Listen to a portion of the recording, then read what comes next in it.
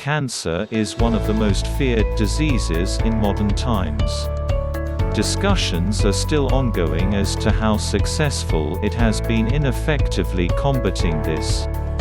Studies and experience have shown that in many cases early diagnosis and immediate treatment can completely cure the disease. There are many different causes of cancer. Cancer growth depends on the presence of certain factors that help or fight it. Smoking is one of the leading causes of cancer deaths in India. It can cause cancer of the lungs, esophagus, bladder, pancreas, stomach, liver, kidneys, colon, stomach, and rectum. Passive smoking can also lead to lung cancer.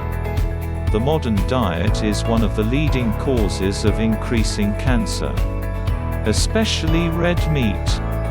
Excess estrogen levels in the blood of women can increase the risk of the disease, especially breast and cervical cancer. Salted, pickled, smoked, or charred foods can also cause cancer.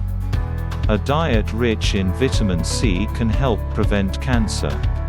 Ultraviolet radiation and X-rays can alter the genetic makeup of cells and cause diseases such as skin cancer. Modern studies show that heredity also increases the risk of cancer. Regular medical checkups help in the early detection of cancer. The doctor's services are often available after the disease has reached its peak. This is the result of our limited perception. In women, bleeding between menstrual cycles or after menopause is one of the first symptoms of cervical cancer. This may be due to cancer of the larynx or lungs. Unexplained weight loss. These can be symptoms of latent cancer.